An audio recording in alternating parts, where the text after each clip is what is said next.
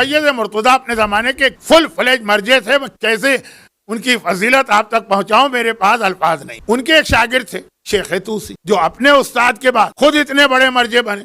Najaf کا حوضہ کس نے بنایا؟ شیخ طوسی نے، کیونکہ لوگوں کو زیادہ ان کے بارے میں پتہ نہیں، اسی لیے جب لوگ وادی السلام کے قبرستان کی زیارت کو جاتے ہیں، سب سے پہلی قبر شیخ طوسی کی ہے، اس کو تو ایسا نظر انداز کر کے آگے بڑھ جاتے۔ مولا کے حرم سے نکلے، اس دروازے کا نام بھی باب طوسی، جس سے میتیں آتی۔ اگر آپ ذرا یاد کیجئے، نجف ذہن میں لے کر آئیے، آپ میں سے تو ہر ایک زیارت کیے ہوئے ہیں نا، آپ مولا کے روضے کے ذہن میں بیٹھے، میتیں آ رہی ہیں، میتیں آ رہی ہیں، باب طوسی۔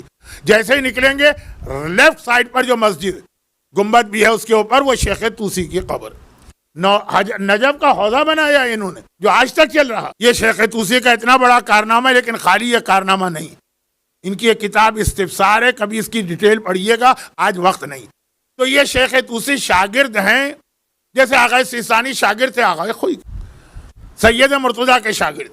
اور جب کہ یہ واقعہ ہے، اس وقت وہ خود مجتہد بن چکے تھے شیخ طوسی، لیکن سید مرتضی تھے مرجع۔ مرحوم آغا خوئی کی زندگی میں ہی آغا سیستانی مجتہد تو بن گئے تھے، مرجع نہیں تھے لیکن مجتہد تو بن گئے۔ اب دوپہر کا وقت ہے، سید مرتضی کو کہیں جانا۔ شیعہ تاریخ کے یہ لفظ میں چھوڑ دوں، یہ ایک لفظ مجھے کہنا تھا لیکن پھر غلط فہمی پیدا ہوگی، چھوڑ دوں۔ سید مرتضی کو کہیں جانا، چنانچہ وہ گھر سے نکلے۔ پرانا زمانہ ہے، گھوڑوں پر لوگ جاتے تھے۔ غلام سے کہا کہ گھوڑا تیار کرو، وہ جو گھوڑے کی زین ہوتی ہے، بچے تو انگریزی سمجھتے ہیں سیڈل، غلام نے وہ زین گھوڑے پہ کسی۔ یہ بیٹھنے لگے، سامنے سے شیخ طوسی آ رہے ہیں۔ آ رہے ہیں سامنے کہیں بیٹھے تھے، دھوپ بہت تیز تھی، وہ سائے میں بیٹھے، وہ آئے اور کہا کہ اے استاد محترم، اس زین پہ نہ بیٹھیے، نجس ہے۔ کیسے نجس؟ کہا کہ ابھی یہ کتا یہاں سے گزرا تھا تو پیشاب کرتا ہوا آگے بڑھ گیا تھا، میں نے آنکھوں سے دیکھا۔ سید مرتضی بات سنی، عام آدمی کی نہیں، اپنے ایسے شاگرد کی جو خود مجتہد بن چکا ہے، لیکن جیسے لوگ میری مجلسیں سنتے ہیں نا، ایک کان سے سنتے ہیں دوسرے کان سے اڑا دیتے ہیں، تو ایسے ہی انہوں نے بات سنی، کوئی توجہ ہی نہیں دی، اس زین پہ بیٹھ گئے۔ سید مرتضی نے، شیخ طوسی نے کہا کہ آپ کے کپڑے نجس ہو جائیں گے، دوپہر کا وقت ہے، جسم سے پسینہ بہ رہا ہے، گیلے کپڑے ہیں، نجس زین ہے، اور نجاست بھی کتے کے پیشاب کی نجاست۔ کہا نہیں، میں پاک ہوں۔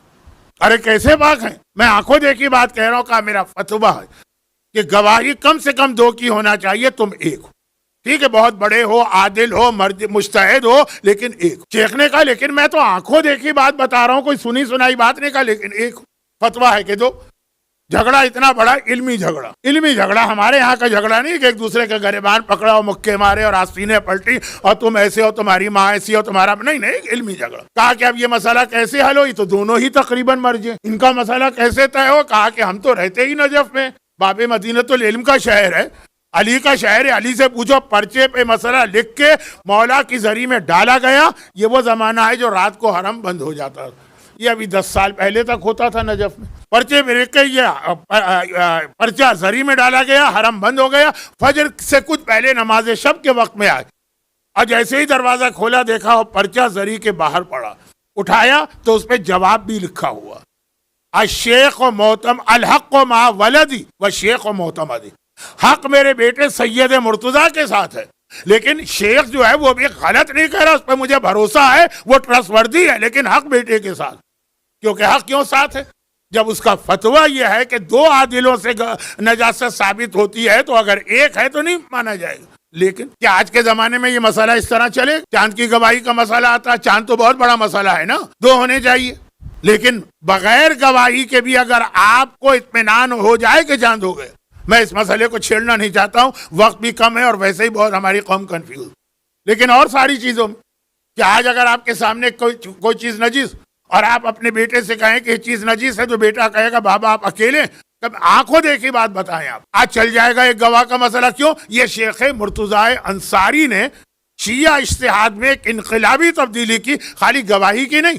یہ تو میں نے مثال دی کہ آپ کی سمجھ میں آسانی سے آ جائے، ورنہ اس سے ایسی کتنی تبدیلیاں جو ڈی این اے تک، کلوننگ تک پہنچتی ہے۔ یہ شیخ انصاری اتنے عظیم مرجع، ان کا ایک بہت ہی مشہور واقعہ جس کے بعد ان کی شہرت بہت بڑھ گئی تھی، اور وہ واقعہ کیا ہے کہ یہ بیٹھے ہیں نجف میں، جب حالیہ جو واقعات ہوئے ہیں نا دنیا بھر میں، سیکیورٹی پرابلم، اب مرجع سے ملنا ذرا مشکل ہو جاتا. میں پہلے تو آپ کو معلوم ہے آغا خوئی کے زمانے تک کتنا آسان تھا, روز آنا. مرجع ایک ٹائم رکھتا تھا, اس وقت دروازہ گھر کا کھلا, جس کا دل چاہے جائے, جو مسئلہ چاہے پوچھے. تو شیخ مرتضیٰ انصاری ایک ٹائم ہوتا ہے ملاقات کا, درس بھی دینا ہے, تیاری بھی کرنا ہے, عبادت بھی کرنا ہے, تو وہ جو ٹائم ہے سب لوگ آ کے بیٹھے ہیں, مسئلے پوچھ رہے ہیں.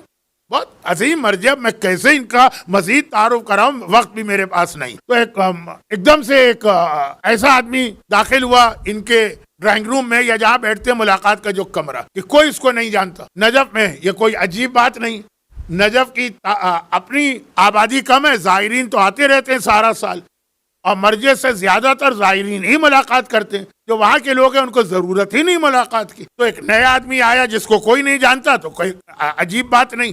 لیکن آنے والے کی شخصیت کچھ اتنی وجیح تھی. وجیحاً ہم دعائے توسل میں معصومین کے لیے استعمال کرتے ہیں, لیکن یہ اردو کا ایک لفظ بھی ہے وجیح, گریسفل پرسنالٹی. وہ آیا تو ایک مرتبہ سارا مجمع اس کی پرسنالٹی کو دیکھ کے دباؤ میں آ گیا. اتنا خوبصورت, اتنا حسین, اتنا بہترین اس کا جسم.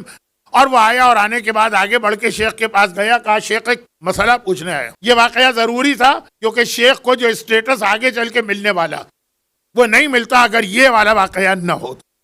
اور شیخ ایک بڑی انقلابی تبدیلی لانے والے فقہ میں, وہ نہیں آ سکتی تھی اگر ان کی شخصیت اتنی طاقتور ثابت نہ ہوتی. اور وہ اس واقعے سے, دو واقعات ہیں لیکن یہی والا وقت نہیں. آنے کے بعد کہا کہ یا شیخ ایک مسئلہ مجھے پوچھنا ہے کہ اگر کسی عورت کے شوہر پر عذاب خدا آئے اور وہ مسخ ہو جائے تو اس کی عورت کی کیا ذمہ داری؟ یہ تو ایک ایسا عذاب خدا کا طریقہ ہے جو معتبر روایتوں سے بھی ثابت ہے. ارے روایتیں تو ٹھیک, ان کی عظمت تو ہے ہی, قرآن تک سے ثابت. کونو قردۃ خاسئین, کہانی قرآن کی آیت میں نے پڑھی ہے نا, قرآن کی. بندر ہو جا, یہ بنی اسرائیل کی قوم سے اللہ نے کہا بندر ہو جاؤ, بندر ہو گئے. یہ عذاب انسان کو جانور بنا دیا. بلکہ ہمارے یہاں ایک مسئلہ ہے کون کون سے جانوروں کا گوشت حلال ہے, کون سے حرام. تو پرندے جو اڑنے والے ہیں اس میں سے کچھ اصول امام نے بتائے. وہ پر زیادہ ہلاتا ہو, پر کو روکتا کم ہو, اور اس کے ایک پوٹا ہو, کچھ اصول. جو چوپائے ہیں اس میں کوئی اصول نہیں. ایک روایت ہمارے یہاں پڑھی جاتی ہے لیکن وہ روایت ثابت نہیں کہ بیٹھتا ہو تو گھٹنے موڑ کے, پانی پیتا ہو تو ہونٹوں سے, نہیں, کوئی اصول نہیں. نام ہے خالی کہ یہ جانور حلال ہیں, یہ جانور حرام ہے. پرندوں میں نہیں, پرندوں میں ایک اصول ہے. نام بھی ہیں لیکن ایک اصول کے تحت. اس میں سے ایک اصول یہ ہے کہ ممسوخات جتنے ہیں نا وہ حرام. اتنی معتبر روایت ہے کہ سارے مجتہدین کا فتویٰ ممسوخات حرام ہے. یعنی وہ تمام جانور جو پہلے کوئی قوم تھی اللہ نے عذاب بھیج کے ان کو جانور بنا دی. ہاتھی ایک قوم تھا یا قوم تھی, ایک آدمی تھا. شیر ایک آدمی تھا. لومڑی ایک آدمی تھا.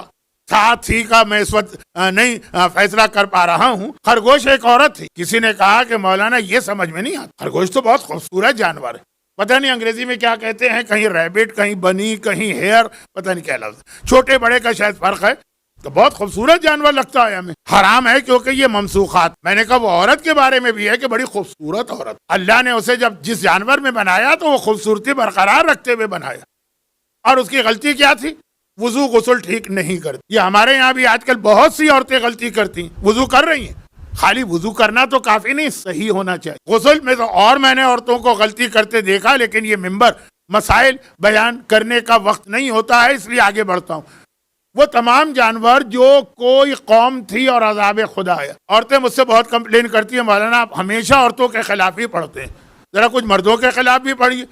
بغیر چھلکے کی مچھلی ایک مرد تھا جو داڑھی منڈواتا, چلے پڑھ دیا نا, اب عورتیں بھی خوش ہو جائیں, مرد بھی.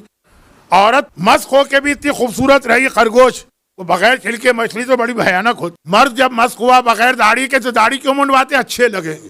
تو اللہ نے کہا اتنا بدتر تمہیں بناؤں گا. بہت ساری مچھلیاں بغیر چھلکے والی دیکھے ڈر لگتا ہے دیکھ کے. خیر, تو اسی طرح بعض مردوں کو دیکھ کے ڈر لگتا ہے. تو واپس آ جائیے اصل مسئلے پر کہ عذاب خدا کا ایک طریقہ کہ کسی جانور بنا دیا, کسی کو پتھر بنا دیا. دنیا کے کئی علاقوں میں وہ پتھر ہیں جو کوئی انسان تھا. اچھا, وہ جو جانور بنائے گئے انسان وہ زندہ نہیں رہے, یہ ان کی نسل نہیں ہے ہاتھی, وہ تو مر گیا. ڈارون کی تھیوری صحیح نہیں ہے, وہ تو مر گیا. لیکن پھر اسی شکل میں آدمی اللہ نے ایک نئی جانوروں کی نو یا اسپیشی پیدا کی تاکہ اس کو دیکھ دیکھ کے عذاب خدا سے ڈرتے رہو. بغیر چھلکے کے مچھلی دیکھو, عذاب خدا سے ڈرو.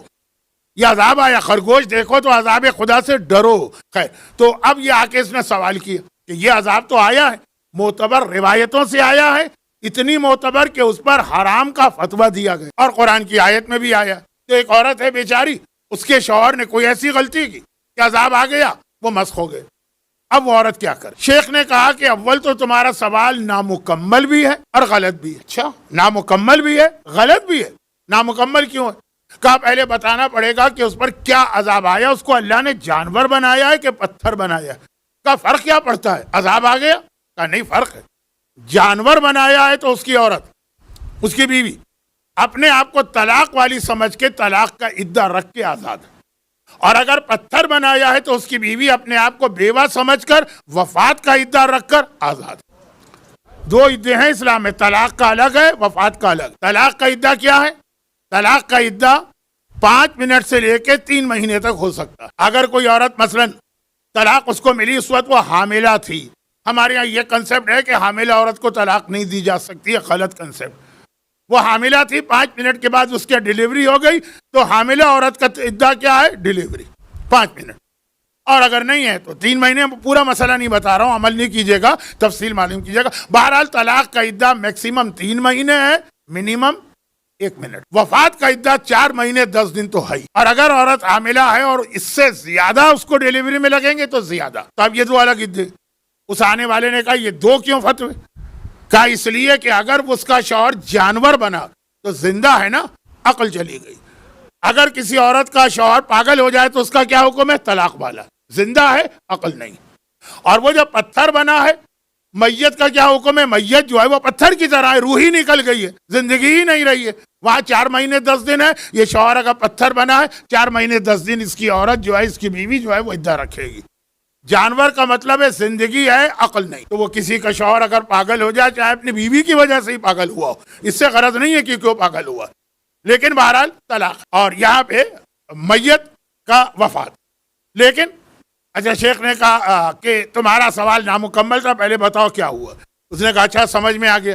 یہ بتاؤ کہ تم نے یہ کیوں کہا کہ سوال غلط ہے؟ سوال تو غلط نہیں ہو سکتا.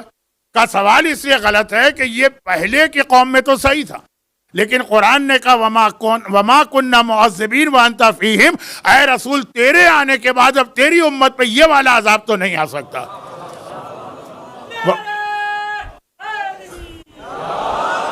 وفات رسول خدا کی تاریخ بھی ہے, اس لیے ذہن میں رکھ کے یہ بات سنیے. پیغمبر کا ایک بڑا احسان یہ کہ وہی سارے گناہ جو موسیٰ اور عیسیٰ اور ابراہیم کی امت کرتی تھی, عذاب آتا تھا, وہی گناہ ہم کر رہے ہیں. رسول کے وجود کی برکت سے وہ والا عذاب ہم پہ نہیں آتا ہے. تو کہا کہ آج یہ عذاب ممکن ہی نہیں ہے. وہ مسکرایا, سوال کرنے والا مسکرایا اور کہا یا شیخ انتا مجتہد حقا, میں گواہی دیتا ہوں کہ یقیناً تو مجتہد ہے. اب لوگ چونکے. آغا سیستانی کوئی آ کر کہے کہ میں آپ کو مجتہد مانتا ہوں, یا آغا کوئی کو چونکیں گے, یہ جملہ تو ان سے بڑا ہی آدمی کہہ سکتا. یہ کون کہہ رہا؟ دیکھا تو کوئی نظر نہیں آ رہا, غائب سب کے سامنے تھے, بات چیت ہوئی ہے, سوال پوچھا, سوال کے جواب میں اعتراض کیا, اعتراض کا جواب ملا, غائب. سمجھ گئے کہ یہ خصوصیت تو دنیا میں ایک ہی شخصیت کی ہے کہ جو امام غائب ہے, یا امام زمانہ آئے تھے جو شیخ کو مجتہد کی سند دے کے گئے. یہ ہے شیخ. اچھا درود بھیجو محمد والے میں. ایک ریکویسٹ ہے کہ یا تو آپ لوگ درود بھیجا نہ کریں, یا بھیجا کریں تو بھرپور بھیجا کریں. وہ جو اس سے پہلے والا تھا لگ ہی نہیں رہا ہے کہ درود تھا, اب یہ ٹھیک تھا.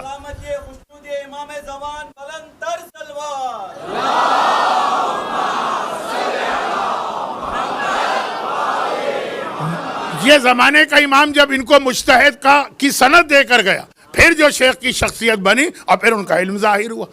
اور مولا کا بھی ایک واقعہ ہے, لیکن چونکہ میرا موضوع شیخ مرتضیٰ نہیں, خود پیغمبر کے حوالے سے ذکر تھا کہ پیغمبر کا احسان ہم پر کیا ہے کہ خالی پیغمبر کا آنا ہمیں عذاب خدا سے بچا گیا. جدھر حق